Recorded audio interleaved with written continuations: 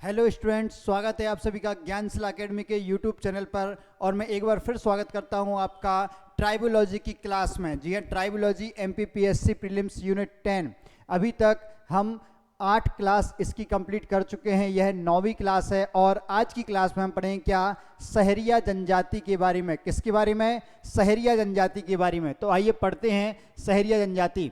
तो ये जो सहरिया जनजाति है, इसका परिचय अगर हम देखें तो ये क्या, ये मध्य प्रदेश की अत्यंत पिछड़ी हुई जनजाति है। कौन सी जनजाति है? अत्यंत पिछड़ी हुई।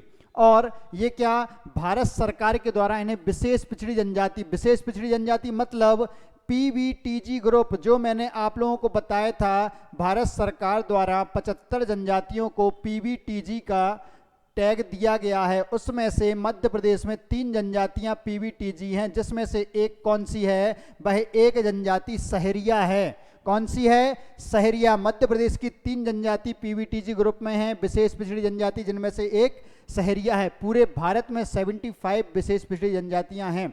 और यह कब घोषित की गई थी? सबसे पहले कब? 1976 में। चलिए आगे देखते हैं। फिर इसके बाद हम बात करें यह कौन से समूह की जनजाति है, तो यह है द्रविड़ समूह या कोलेरियन परिवार की जनजाति है। कौन से? कोलेरियन परिवार की। मैं आपको पहले भी बता चुका हूं कि मध्य प्रदेश की अधिकांश जनजातियां द्रविड़ परिवार समूह को बिलोंग करती हैं, तो सहरिया जनजाति भी उसी को बिलोंग करती हैं। फिर अगर हम यह देखें मध्य प्रदेश की कौन सी जनजाति, कौन से नंबर की जनजाति है, तो जनसंख्या के मामले में, किसमें? जनसंख्या के मामले में यह क्या, मध्य प्रदेश की 5वीं सबसे बड़ी जनजाति है। कौन सी? 5वीं सबसे बड़ी जनजाति है जनसंख्या के मामले में।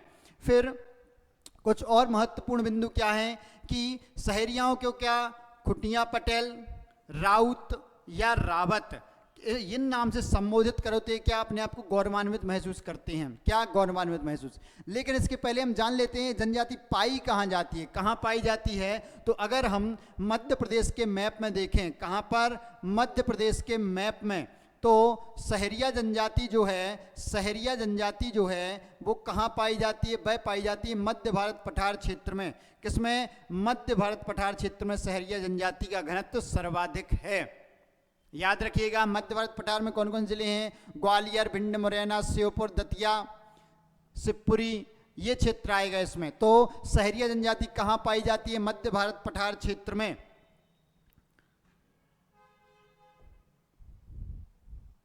अगर हम इनकी उत्पत्ति की बात करें, किसकी बात करें? हम सहरिया जनजाति की उत्पत्ति की बात करें तो सहरिया शब्द की उत्पत्ति किससे हुई है? सहरिया से हुई है, जिसमें क्या? सा। सहरिया से उसकी उत्पत्ति हुई, जिसमें सा का अर्थ क्या होता है? साथी। सा हरिया, सा प्लस हरिया। किससे?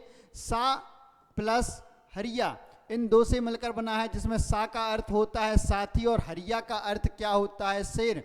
अतः शेर के साथी। किसके? शेर के साथी। ये अपने आप को शेर के साथी, शेर का भाई मानते हैं, शेर को अपना भाई मानते हैं। ये क्या है? शेर के साथी। सहरिया जनजाति के लोग अपने आप को क्या? शेर का साथी मानते हैं। फिर एक और अन्य प्रचलन है, क्या किंवदंती है कि यह क्या, फारसी भाषा का शब्द कौन सा? सहरा। जो सहरिया शब्द की उत्पत्ति हुई है वो क्या, फारसी भाषा के सहरा शब्द से हुई है, जिसका अर्थ क्या? जंगल। सहरा का अर्थ क्या? जंगल होता है। और इसलिए यह जनजाति कहाँ? जंगलों में निवास करती है। कहाँ? जंगलों में निवास करती है, इसलिए इसे क्या सहरिया कहा गया। तो इनकी उत्पत्ति के संबंध में, सहरिया शब्द की उत्पत्ति के संबंध में 2 किंवदंतियां हैं। कौन कौन सी? पहली क्या, यह सा प्लस हरिया से बना हुआ शब्द है, जिसका अर्थ होता है सा का साथी और हरिया का शेर, मतलब शेर के साथी से सहरिया हो गया। और दूसरा सहरा फारसी भाषा का शब्द, इसका अर्थ जंगल, और जंगल में रहने वाले सहरिया। इस तरीके से फिर अन्य लोक कथाओं के अनुसार, अन्य लोक कथाएं क्या है, इनकी उत्पत्ति कैसे हुई, इनकी उत्पत्ति के संबंध में कुछ लोक कथाएं भी प्रचलित हैं। क्या लोक कथा है कि सहरिया तथा भील दो क्या थी? सगी बहनें थीं। कौन कौन? एक थी सहरिया और एक थी भील। एक थी सहरिया और एक थी भील, दो क्या थी? सगी बहनें थीं। और ये क्या, सगी बहनों के संतान थे।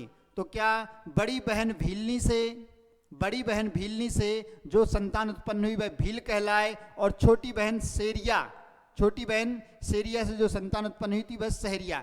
तो जो भील हैं वह बड़ी बहन भीलनी, दो सगी बहनों की संतान है सहरिया और भील हैं। जो भील हैं वह भीलनी के पुत्र हैं बड़ी बहन के, और जो सहरिया हैं वह छोटी बहन सेरिया के बच्चे हैं। तो क्या माना जाता है, सहरिया इसलिए भील को अपना बड़ा भाई मानते हैं। क्या मानते हैं, भीलों को बड़ा भाई, भीलों को बड़ा भाई मानते हैं। फिर आगे हम बात करें कि क्या यह भीलों को सहोदर अपना भाई मानते हैं। इसके अलावा ये जो सहरिया है, सहरिया क्या, महर्षि वाल्मीकि को, किसको, महर्षि वाल्मीकि को अपना प्रथम पितृ पुरुष मानते हैं। किसको, महर्षि वाल्मीकि को अपना प्रथम पितृ पुरुष। तो इनके पितृ पुरुष कौन है, महर्षि वाल्मीकि। कौन, महर्षि वाल्मीकि। तो ये क्या अपने आप को क्या महर्षि वाल्मीकि संतान भी मानते हैं। क्या मानते हैं, वाल्मीकि जी की संतान। तो उत्पत्ति का संबंध में आपको संदर्भ क्लियर हुआ होगा। इसके संबंध में और क्या है कि यह सबरी से भी अपनी उत्पत्ति मानते हैं। एक तो कोल जनजाति है वो सबरी से अपनी उत्पत्ति मानती है, और कहीं कहीं सहरिया जनजाति ने अभी स्वयं को सबरी से उत्पत्ति। तो क्या क्या है भाई, पहले सा प्लस हरिया, फिर फारसी शब्द सहरा जिसका अर्थ जंगल होता है, फिर वाल्मीकि से इनकी उत्पत्ति, ये प्रतीक हो गया।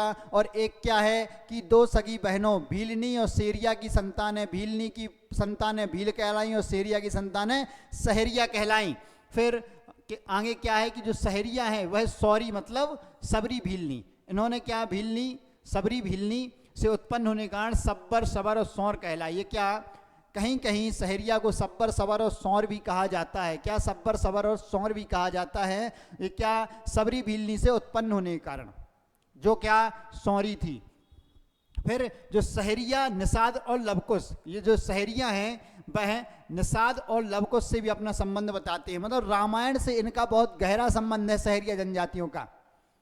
सबरी से भी संबंध, वाल्मीकि जी से भी संबंध, लवकुश से भी संबंध, निषाद जाति से भी अपना संबंध बताते हैं। और ऐत्रेय ब्राह्मण में इन्हें क्या, विश्वामित्र का वंशज बताया गया है। किसका वंशज बताया गया है, विश्वामित्र का वंशज। विश्वामित्र का वंशज इन्हें माना गया है, किसमें, ऐत्रेय ब्राह्मण में।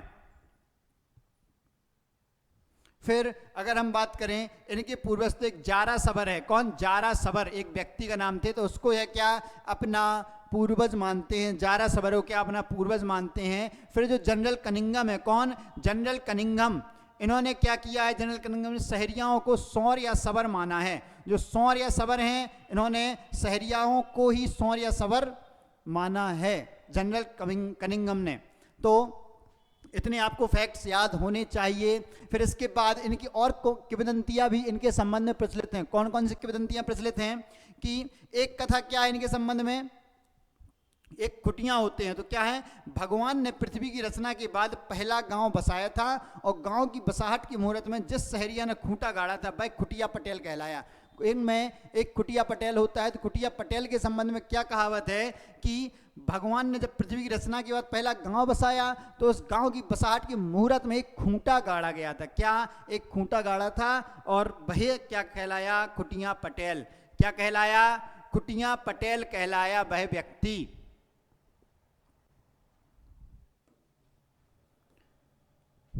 फिर और भी इनसे संबंधित बहुत सारी कथाएं और किंवदंतियां हैं। क्या हैं कि भाई भगवान ने जंगल में पहले आदमी को रहने भेजा, उसका नाम क्या, गंगू खुटिया।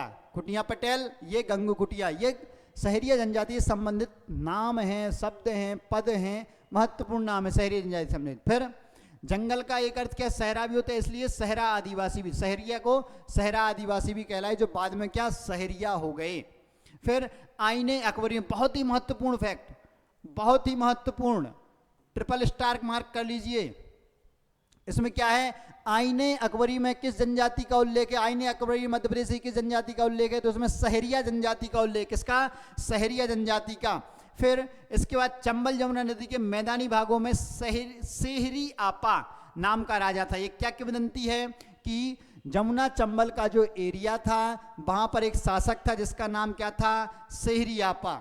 यह सेहरा जनजाति, किसका, सेहरा जनजाति का मुखिया था, और इसी स्थान को सेहरा नाम से जाना जाता है। यहाँ रहने वालों को क्या, सहरिया।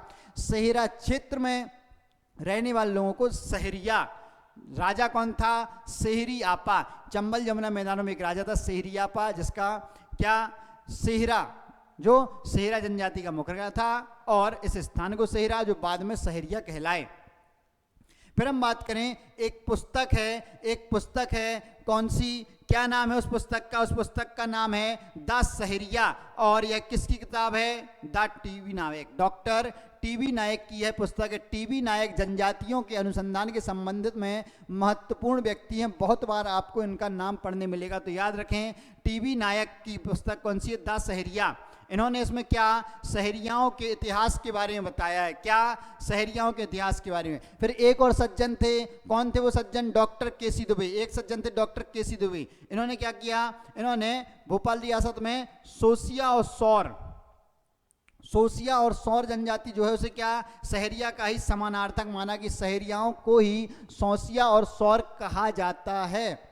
तो ये किसने कहा? ये कहा केसी दुबे ने, सोसिया और सौर। और टीबी नायक ने क्या? दास सहरिया कहा। क्या कहा? दास सहरिया। एक बुक निकाली इन्होंने, दास सहरिया, जिसमें क्या सहरियाओं के इतिहास की जानकारी प्राप्त होती है।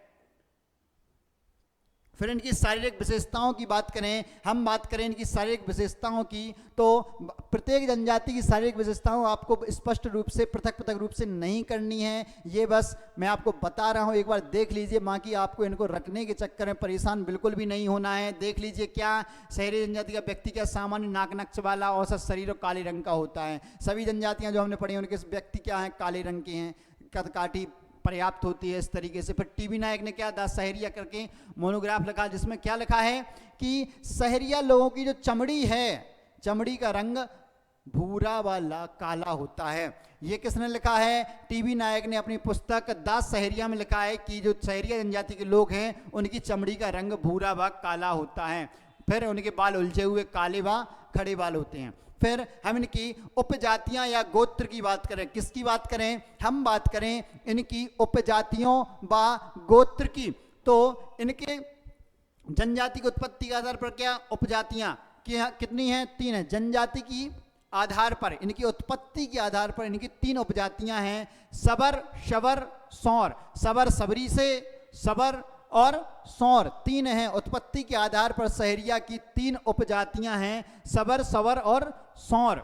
और इसके साथ क्या है? जो सहरिया है भाई समाज अनेक गोत्रों में बटा हुआ है। किसमें? गोत्रों में। और जो एक ही गोत्र के लोग हैं, क्या एक ही गोत्र के लोग हैं, मतलब एक ही परिवार से, कुटुंब से संबंधित, वो क्या कुटुंबी गोती कहलाते हैं। क्या कुटुंबी गोती कहलाते हैं? या सा गोती मतलब समान गोती, क्या सा गोती या समान गोती, और क्या भाई बंदी। तो ये एक ही अर्थ है, जो एक ही गोत्र के लोग हैं, क्या एक ही गोत्र के लोग, वह कुटुंबी गोती, सगोती या भाई बंदी कहलाते हैं। फिर इनमें जो गोत्र होता है, सहरियाओं में जो गोत्र होता है, इसे गोत या बेक कहते हैं। क्या कहते हैं? गोत या बेक। गोत्र को गोत या बेक कहते हैं। और जो एक ही गोत्र के लोग हैं उन्हें कुटुंबी गोती, सगोती या भाई बंदी कहते हैं।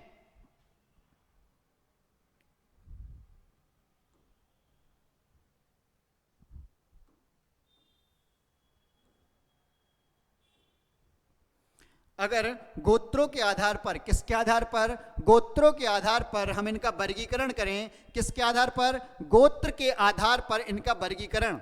तो गोत्र के आधार पर इनका वर्गीकरण 3 भागों में इन्हें बांटा गया है। कितने? 3 भागों में बांटा गया है, लड़िया, उड़िया और काला पिठिया।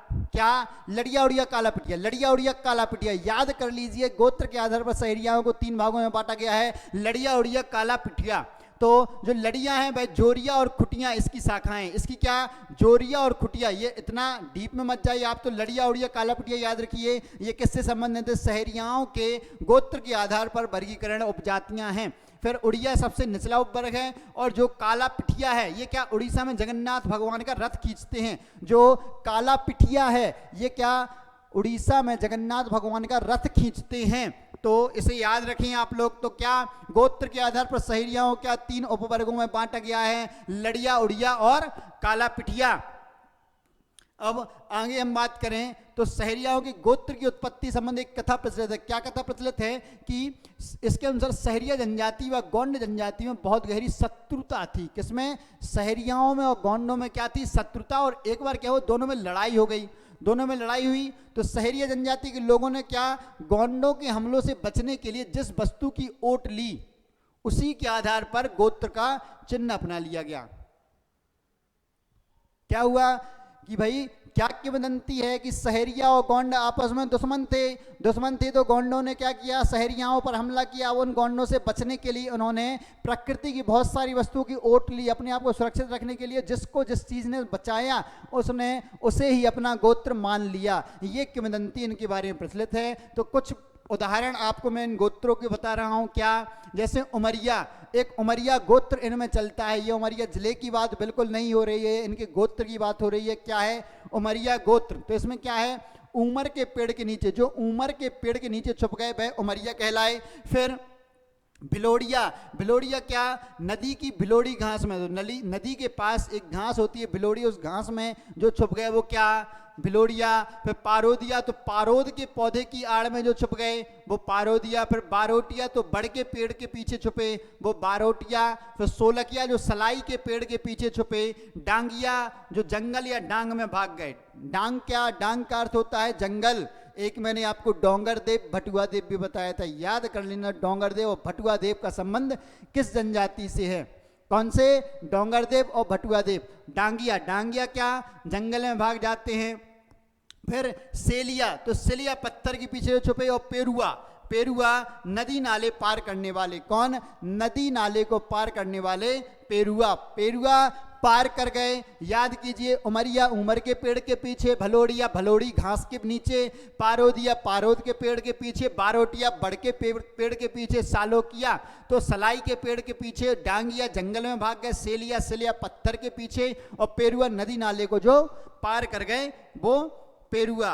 तो कहानी याद हुई, गौंडों ने हमला किया, उनसे बचने के लिए क्या, जिस चीज की ओट ली तो उसके आधार पर गोत्र अपना लिए। तो क्या भीलों में ये भी किंवदंती है, सहरियाओं में ये भी किंवदंती है। और सहरियाओं के वैसे गोत्र के आधार पर 3 उपवर्ग हैं, लड़िया, उड़िया, काला पिठिया।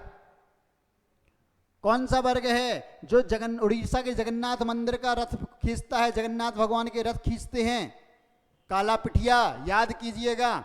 फिर हम आगे देखते हैं तो क्या जो सहरिया जनजाति है, जो गोत्र चिन्हों का अपमान को क्या पाप मानते हैं? क्या मानते हैं? पाप। और ऐसा होने पर पश्चाताप भी करते हैं और एक दूसरे गोत्र चिन्हों का आदर भी करते हैं। सामान्य सी बात है, इसमें बहुत कुछ हेक्टिक चीज नहीं याद करने की। फिर अगर हम बात करें कि सामाजिक संरचना की, किसकी? सामाजिक संरचना और व्यवस्थाओं की बात करें तो इनका परिवार जो है पितृसत्तात्मक होता है, संयुक्त परिवार होता है। और क्या, जो इनकी इकाई है, पारिवारिक इकाई, कुटुंब कहलाती है। सभी जनजातियों में बेसिक है, कोई स्पेसिफिक नहीं है, सारी जनजातियां क्या है, पितृसत्तात्मक है और संयुक्त परिवार की प्रथा है। अब इनमें एक चीज क्या है कि सहरिया जनजाति में जब लड़के की शादी होती है, किसी के घर में लड़के की शादी होती है, तो घर के बगल में क्या, एक दूसरी झोपड़ी बना दी जाती है। क्या? दूसरी झोपड़ी बना दी जाती है, जिससे क्या पारिवारिक झगड़े नहीं हो। भाई वर्तमान परंपरा भी है कि शादी के बाद उसे अलग होना ही है, तो परिवार में झगड़े ना हो, तो ये सहरिया जनजाति में पहले से ही एक झोपड़ी बना दी जाती है कि जाओ भाई तुम मियाँ बीवी जाकर वहां रहना, कुछ इस तरीके से। फिर हम इनके और सामाजिक परिवार के बारे में पढ़ा, हम देंगे सामाजिक संगठन। तो सामाजिक संगठन में क्या है कि सहरियाओं का जो गांव है वह सहराना होता है। सहरियाओं का जो गांव है वो क्या, सहराना कहलाता है। सहराना में एक पंचायत होती है। क्या होती है? पंचायत, जो क्या सामाजिक नियंत्रण स्थापित करती है।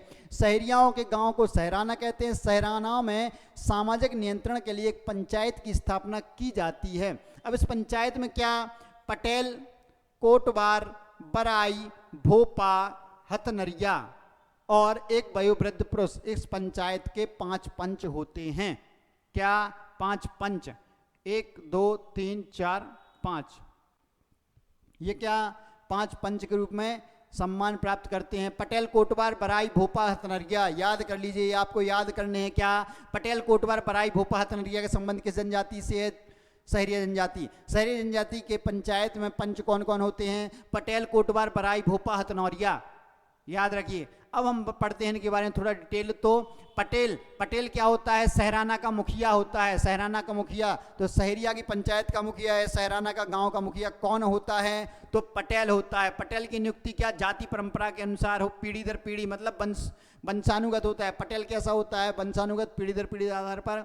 और इसका मुख्य काम क्या होता है? अगर हम इसके मुख्य काम की बात करें तो क्या? समाज के धार्मिक सामाजिक कार्यों में सम्मिलित होना और पंच निर्णय करना। पंच निर्णय मतलब पंचायत का निर्णय यही देता है, मुख्य पंच यही होता है।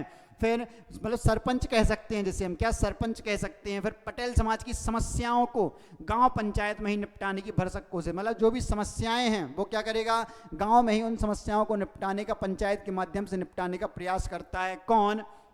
पटेल। तो पटेल क्या है? इनका सहराना का मुखिया होता है पटेल।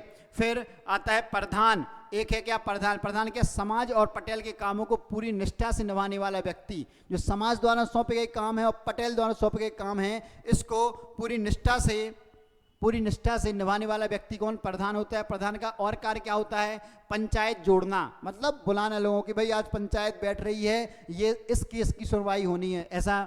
फिर निर्णय यही सुनाता है। दंड की वसूली, अगर किसी से पैसे ऐसे की वसूली करनी है, पंचायत निर्णय दिया तो वो।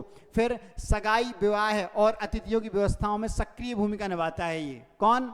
प्रधान। और प्रधान का चयन भी क्या? परंपरागत ढंग से होता है। फिर बिना पटेल और प्रधान के कोई सामाजिक धार्मिक कार्य संभव नहीं है। महत्वपूर्ण पॉइंट, बिना पटेल और प्रधान की उपस्थिति के सामाजिक धार्मिक कार्यक्रम हो ही नहीं सकता है। फिर कौन होता है? बराई। प्रधान। अब है कौन? बराई। बराई क्या होता है? संदेशवाहक। बराई संदेशवाहक, जो क्या ढोंडी पीटता है, ढिंडोरा पीटता है। ढिंडोरा याद कीजिए, ढिंडोरा कौन पीटता है? तो ढिंडोरा पीटता है बराई। फिर हम बात करें भोपा की। भोपा क्या? इसे गोटिया भी कहते हैं। भोपा को क्या कहते हैं? गोटिया भी कहते हैं। और ये मुख्यतः क्या करता है? तंत्र मंत्र झाड़ फूक के कार्य करता है। क्या करता है? तंत्र मंत्र और झाड़ फूक के कार्य कौन? भोपा करता है। फिर है हथनरिया या गुनिया। हथनरिया या गुनिया, हथनरिया या गुनिया, ये क्या? वैद्य होता है। कौन होता है यह? वैद्य। वैद्य है तो क्या करेगा? रोगों का उपचार करेगा। तो यह क्या करता है? रोगों का उपचार, नाड़ी देखकर बीमारी का इलाज करता है। कौन? हथनरिया या गुनिया। तो एक बार और मेरे साथ रिवाइज कीजिए। यही सामाजिक संगठन में क्या पंचायत होती है? जैसे 5 चीजें हैं।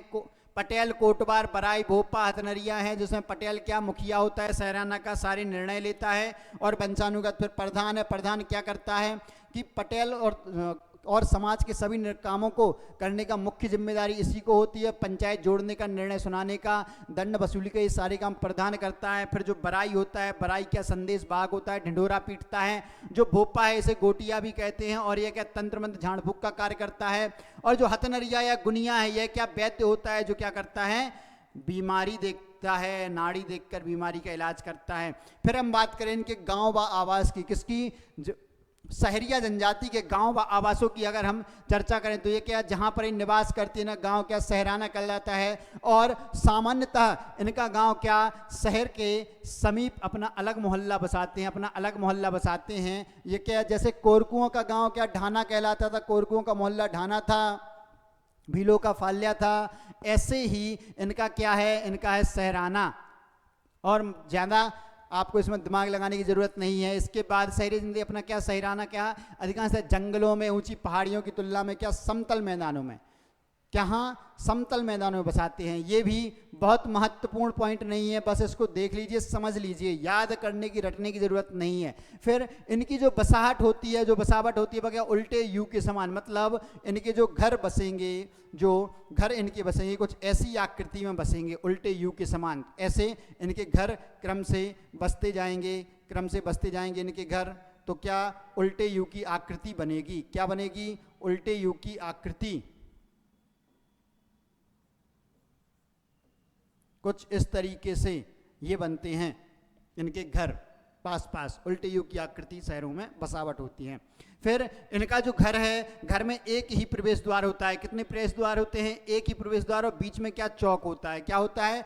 चौक, जिसमें क्या? अतिथि घर, बंगला, जो बीच में चौक होता है उसे बंगला अतिथि घर होता है, और बंगला एक प्रकार की धर्मशाला है, सामुदायिक भवन होता है। ये हमने और भी जनजातियों में पढ़े थे। याद करना, रिवाइज करना तो ही फायदा होगा। अगर आपको याद नहीं है तो बार बार वीडियोस को देखकर रिवाइज करें, रिवाइज करें। रिवाइज करने से ही चीज़ें याद होंगी। नए के चक्कर में भागने से अच्छा है जितना आपको मिल रहा है उतना बिल्कुल कंठस्थ कर लीजिए। जब आपको उतना कंठस्थ हो जाएगा तो ऑटोमेटिक आपके क्वेश्चन गलत नहीं होंगे। तो फोकस कीजिए, जितना मेरे पास है मैं उसमें से एक भी क्वेश्चन गलत ना करूं। हमें बेसिक गलत नहीं करना है। फिर इसके अलावा भील जनजाति है, वह अनाज को भरने के लिए क्या मिट्टी की बड़ी बड़ी कोठी बनाती है, जिसे पेई भी कहा जाता है। मिट्टी की कोठी, बड़े बर्तन जिसमें अनाज का भंडार करते हैं, उसे क्या पेई भी कहा जाता है। इस पर क्या महिलाएं मिट्टी की बारीक रेखाओं से फूल पत्ती वगैरह बनाती हैं, वो ठीक है। बाकी क्या मिट्टी की कोठी बनाती हैं महिलाएं। फिर अगर हम इनके खान पान भोजन व्यवस्था की बात करें तो ये क्या, जो जनजातियां खाती हैं मोटे अनाज, अधिकांश जनजातियों को हमने पढ़ा उसमें क्या मोटे अनाज की रोटी वगैरह है, जैसे ज्वार बाजरा मक्का चना चावल, इनमें ये सब खाते हैं, ये मुख्य भोजन है। इसके अलावा क्या कंदमूल भी, फल भी, हरी पत्तियां भी खाते हैं, ये वनस्पतियों का मतलब यही सब चीज़ें। और फिर क्या है, ज्वार की रोटी कड़ी, क्या ज्वार की रोटी कड़ी ने बहुत पसंद होती है, क्या ज्वार की रोटी कड़ी। इसके बाद है बेसन बाटी। बेसन बाटी विवाह आदि शुभ अवसरों पर बनाई जाती है। तो यह आप याद रखें, क्या बेसन बाटी और ज्वार की रोटी और कड़ी। ज्वार की रोटी और कड़ी का कॉम्बिनेशन और बेसन बाटी का। बेसन बाटी कब विवाह के अवसर पर बनाई जाती है। फिर हम बात करें इनके वस्त्र आभूषण की, तो वस्त्र आभूषण सामान्य ही हैं जैसी और जनजातियां करती हैं। क्या रंगीन कमीज साफा पहनते हैं, लहंगा। स्त्रियां क्या लहंगा, घाघरा, लुगड़ा, पेटिया, सलूका, ये हम सब पढ़ चुके हैं। आप भील जनजाति वाले, जिसमें हमने भील जनजाति के परिधानों की बात की है, स्पेसिफिक 2 वीडियोस में हमने उन परिधानों की चर्चा की है, भील जनजाति वाले में और उसके बाद वाले में भी। तो आप उनको प्रॉपर तरीके से अच्छे से देखें, उसमें हमने डिटेल्ड देखा है, लुगड़ा क्या कहलाता है, पेटिया क्या कहलाता है, सब कुछ। फिर इनकी वेशभूषा जो है वो राजस्थानी परंपरा पर का स्पष्ट प्रभाव इनकी वेशभूषा पर। क्योंकि जो सहरिया जनजाति है वो कहाँ पाई जाती है, वह पाई जाती है हमारे मध्य प्रदेश के इस क्षेत्र में पाई जाती है। और इसका संबंध सीधा यहाँ पर क्या है, राजस्थान। यहाँ पर क्या है, राजस्थान। तो राजस्थान के निकट है, तो इनके पहनावे पर, वेशभूषा पर क्या राजस्थान की संस्कृति का स्पष्ट प्रभाव दिखाई देता है। फिर वही चीज़ें कि चटकदार हरे पीले नीले रंग के वस्त्र पहनते हैं।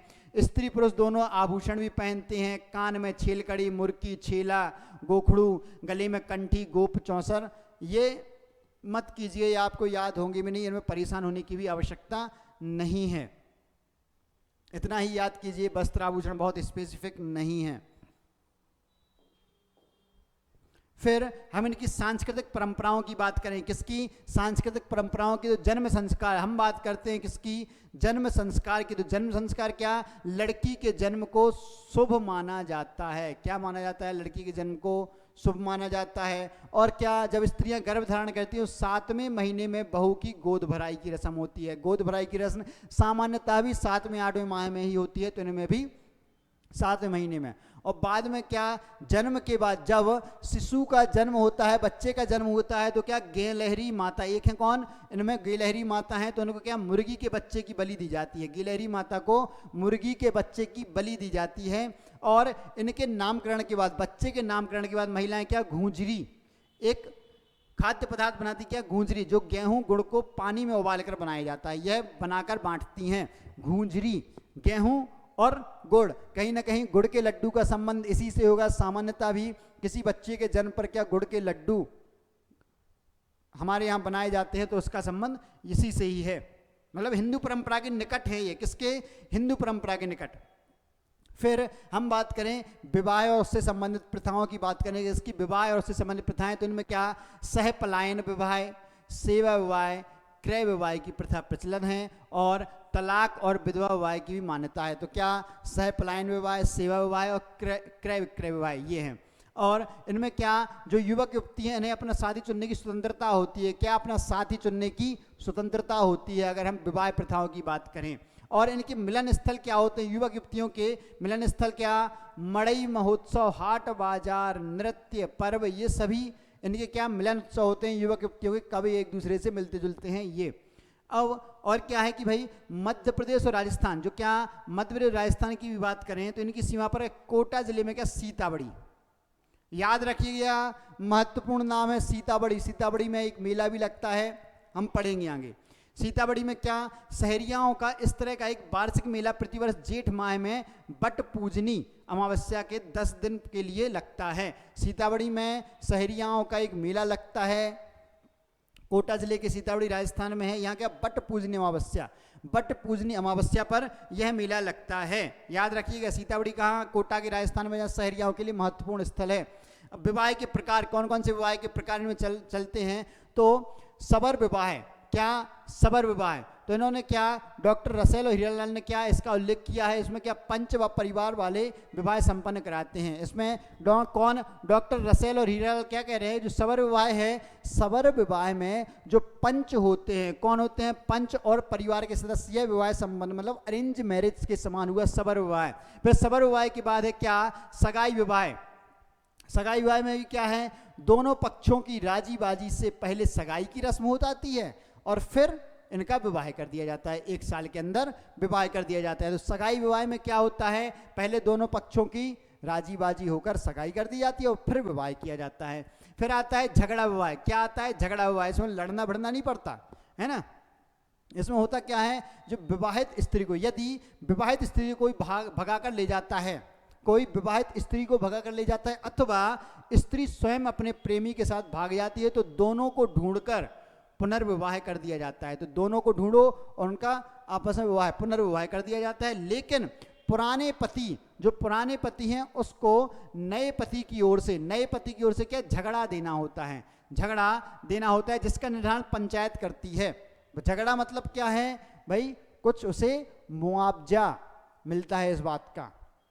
नया पति पुराने पति को एक मुआवजा देता है, जिसका निर्धारण पंचायत करती है, जिसे क्या झगड़ा कहते हैं। तो ये झगड़ा हुआ है, ये पंचायत में 200 से 2000 रुपए तक था। वर्तमान में ये केवल काल्पनिक है या परंपरागत ही है, अभी इसकी कोई जानकारी नहीं है, पुस्तकों में इसके बारे में ऐसा ही लिखा है।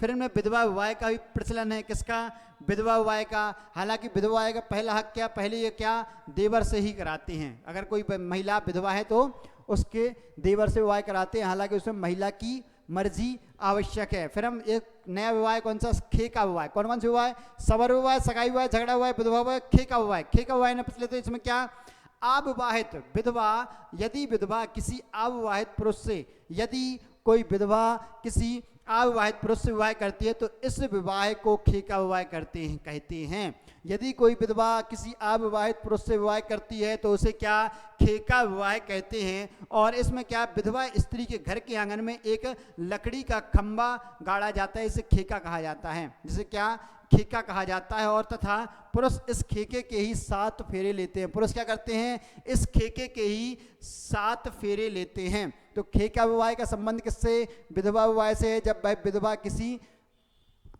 अविवाहित पुरुष के साथ विवाह करती है तो एक खेका गाड़ा जाता है घर के आंगन में और उसके 7 फेरे पुरुष लेता है, यह खेका विवाह पद्धति है।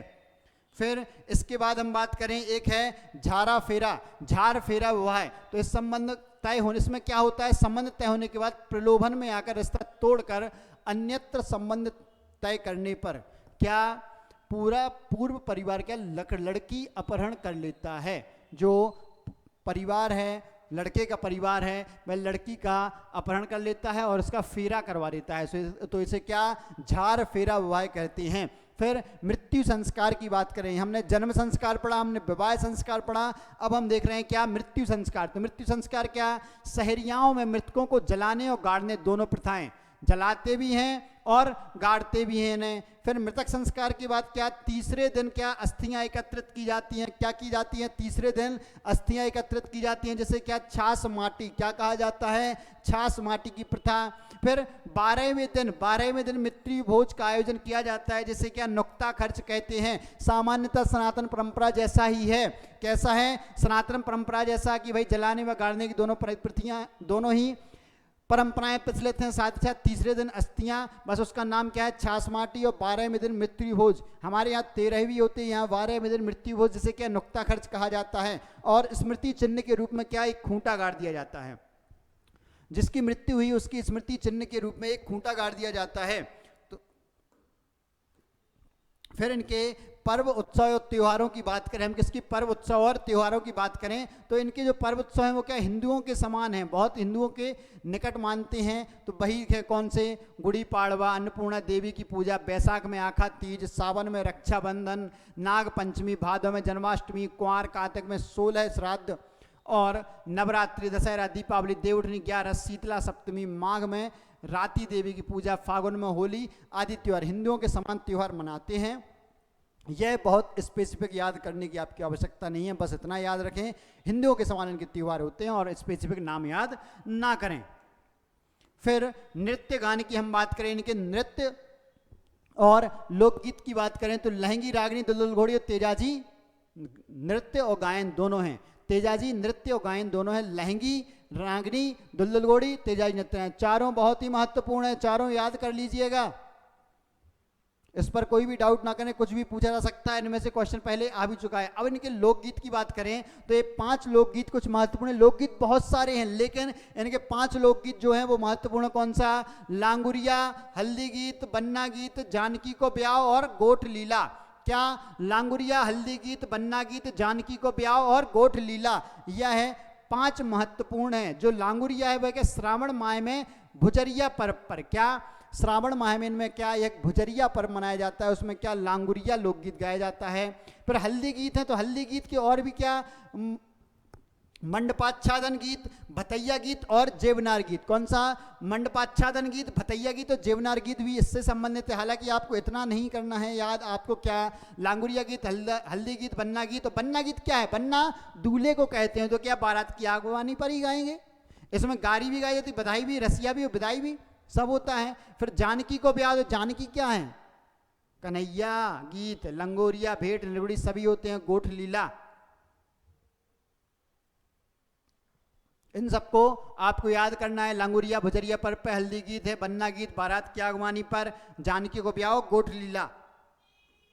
फिर इनकी धार्मिक मान्यताएं, क्या धार्मिक मान्यताएं, तो सहरिया क्या प्राय हमने पढ़ा था, हिंदू धर्म को मानते हैं और सीता क्या इनकी आराध्य देवी हैं। कौन, सीता इनकी आराध्य देवी हैं। फिर यह तंत्र मंत्र और आत्मा में विश्वास करते हैं। प्रकृतिवाद, जीववाद या बहुदेववाद, सामान्य सी चीजें, इन सबको ये मानते हैं। और शंकर जी और हनुमान जी की भी पूजा करते हैं। किसकी, शंकर जी और हनुमान जी की भी पूजा करते हैं। इनके अलावा इनके अन्य देवी देवता। अब काम की चीज आ रही है, कौन से भाई, ठाकुर देव। थोड़ा सा रुक के इसको अच्छे से याद कीजिए। ठाकुर देव, तो ठाकुर देव क्या, बच्चों और बूढ़ों की रक्षा करने वाले ग्राम देवता हैं। क्या, बच्चों और बूढ़ों की रक्षा करने वाले ग्राम देवता हैं। और क्या, गांव के किसी छोर पर पेड़ के नीचे स्थापित किए जाते हैं। ठाकुर देव को कहाँ, गांव के छोर पर, कहाँ, पेड़ के नीचे स्थापित किया जाता है इन्हें। और ये क्या, ऐसी मान्यता है कि यह बच्चों की निमोनिया और बूढ़ों की पसली चलने पर ठाकुर देव की मनौती मांगते हैं। बच्चों को निमोनिया है तो ठाकुर देव उसको ठीक कर देते हैं, उनकी मनौती मानी जाती है। और रोगी के ठीक हो जाने पर, अगर मनौती मानने पर रोगी जो है भाई ठीक हो जाता है, तो क्या ठाकुर देवता की पूजा में जो भोपा बताया था, कौन होता है, महत्वपूर्ण आदमी है, पुजारी। तो ये क्या, उनके कहे अनुसार, भोपा जैसा कहे वैसा दारू और बकरे की बलि दी जाती है। किसकी, दारू और बकरे। दारू मतलब शराब, शराब चढ़ाई जाती है और बकरे की बलि दी जाती है। शराब चढ़ाई जाती है और बकरे की बलि दी जाती है। फिर इनमें और अगले देव कौन है, ठाकुर देव हुए। ठाकुर देव के बाद भैरव देव। भैरव देव क्या, बांझ स्त्रियां पुत्र प्राप्ति की कामना करती हैं। भैरव देव से बांझ स्त्रियां क्या करती हैं, पुत्र प्राप्ति की कामना। फिर इसके बाद में कौन, नाहर देव। नाहर देव क्या, इनकी स्थापना जंगल में होती है। कहाँ होती है नाहर देव की स्थापना, जंगल में। फिर एक है कौन, पारित देव। पारित देव तो ये क्या, बहुत ही किसी प्रतिष्ठित सहरिया की मृत्यु होने पर। पारित देव कौन है भाई, कोई प्रतिष्ठित सहरिया है, उसकी मृत्यु हो जाए तो उसके खेत में उसका दाह संस्कार किया जाता है। क्या, दाह संस्कार। और क्या होता है, उन्हें डर लगता है कि भाई जो दाह संस्कार किया गया तो वह व्यक्ति मरने के बाद किसी को कष्ट ना पहुंचाए परिवार में, तो भोपा के निर्देशानुसार उनका चबूतरा बना दिया जाता है। तो इन्हें ही क्या, पारित देव कहते हैं। किसी किसी परिवार में इन्हें बहुत ही महत्व का स्थान दिया जाता है। फिर इनमें क्या, एक और देव है कौन, तेजाजी। एक और देव है कौन, तेजाजी। तो ये क्या, भादों में तेजाजी के नाम से कई स्थान पर क्या मेले लगाए जाते हैं, और ये कब, तेजाजी नवमी पर। कब, तेजाजी नवमी पर तेजाजी के मेले लगाए जाते हैं। और तेजाजी क्या, ये याद रखना है आपको, क्या, सर्प काटने से बचाते हैं। क्या, सर्प के काटने से बचाते हैं ये। और लोग क्या, तेजाजी के नाम पर लाल रेशमी धागों से, क्या, लाल रेशमी धागों से बंद बांधते हैं सांपों से बचने के लिए। और राजस्थान में भी यह प्रचलित देवता हैं। आपको क्या, तेजाजी क्या सर्प काटने से बचाते हैं। क्या, सर्प काटने से बचाते हैं तेजाजी। और पारित देव जब कोई मर जाता है, उनके यहाँ किसी की डेथ हो जाती है, तो अपने खेत में जलाते हैं, तो उनकी आत्मा, उनका भूत प्रेत ने परेशान ना करे, इसलिए उनकी चबूतरा बनाया दिया जाता है। किसके कहने पर, भोपा के कहने पर। तो उसे क्या, पारित देव माना जाता है। नाहर की स्थापना जंगल में, भैरव देव बांझ स्त्रियों के लिए, और ठाकुर देव बच्चों के निमोनिया संरक्षण के लिए। फिर हम बात करें भाषा एवं बोली इनकी। क्या, भाषा एवं बोली, पीपीटी में कुछ गड़बड़ हो गई है, देखते हैं क्या है। भाषा और बोली, तो इन्हीं क्या, मुंडारी, इनकी जो भाषा है वह क्या, मुंडारी या कोलियन परिवार की भाषा है। इनकी भाषा जो है मुंडारी या कोलियन परिवार की भाषा है। फिर हम बात करें साहित्य को वाचक परंपरा की, बस समाप्त होने वाला है लेक्चर बहुत जल्दी। इनकी वाचक परंपरा की बात करें तो शहरियाओं समाज में क्या, बात बात पर कहावतों का प्रयोग किया जाता है। इन कहावतों को ही क्या, केवत या केनात कहा जाता है। इन पर क्या, केवत या केनात कहा जाता है। फिर शहरियों में क्या, पांडवों की कथाएं, क्या क्या प्रचलित, पांडवों की कथाएं, राम जानकी विवाह, और क्या, ये आपको याद रखना है, ये बहुत महत्वपूर्ण है। क्या, सगड़ावत बगड़ावत, सगड़ावत बगड़ावत की लोक कथाएं, सगड़ावत बगड़ावत की लोक कथाएं महत्वपूर्ण है। किससे संबंधित हैं, शहरिया जनजातीय संबंधित हैं सगड़ावत बगड़ावत की लोक कथाएं। फिर हम बात करें जो शहरिया जनजाति है, विश्व की सर्वाधिक पहेली पूछने वाली जनजाति है। तो क्या, मनगढ़ंत पहेलियां भी पूछते रहते हैं। इन्हें क्या, कहावतें भी पसंद हैं, पहेलियां भी पसंद हैं। किसे किसे, तो शहरिया जनजाति को। सगड़ावत बगड़ावत की लोक कथाएं इनमें प्रचलित हैं। और इनके और कुछ अन्य महत्वपूर्ण तथ्य हैं। और तथ्य क्या है महत्वपूर्ण, कि भाई शहरिया जनजाति है, इसका संग्रहालय कहाँ पर है, श्योपुर जिले में। शहरिया जनजाति से संबंधित संग्रहालय श्योपुर जिले में है। और शहरिया सामुदायिक रेडियो केंद्र, शहरिया सामुदायिक रेडियो केंद्र भी श्योपुर में है। और जो राजस्थान के कोटा जिले की साहिबा तहसील है, वहाँ पर क्या, सीतामढ़ी में महर्षि वाल्मीकि का मंदिर है। वाल्मीकि को क्या, यह अपना पितृपुरुष मानते हैं। क्या मानते हैं, वाल्मीकि को पितृपुरुष मानते हैं। जो कहाँ पर है, इनका मंदिर सीतामढ़ी में है। और यहाँ पर प्रतिवर्ष बट अमावस्या पर क्या होता है, मेला लगता है, जिसमें मध्य प्रदेश राजस्थान की सब जगह के शहरिया पहुँचते हैं। इनके लिए महत्वपूर्ण उत्सव है। तो यहाँ पर हमारी शहरिया जनजाति समाप्त होती है। क्या, हमारी शहरिया जनजाति यहाँ पर समाप्त होती है। आशा है आप लोगों को बहुत अच्छा लगा होगा ये वीडियो, और आपको क्लास में मज़ा आया होगा। आपको शहरिया जनजाति से संबंधित प्रमुख तत्व याद भी हुए होंगे। ना हुए हो तो एक बार और इस वीडियो को देखें और रिवाइज करें, इन चीज़ों को याद कर लें। हम मिलेंगे अगली क्लास में। ज्ञानशिला एकेडमी के यूट्यूब चैनल को लाइक करें, कमेंट करें, शेयर करें, सब्सक्राइब करें और इसे और लोगों तक फैलाएं। Thank you so much.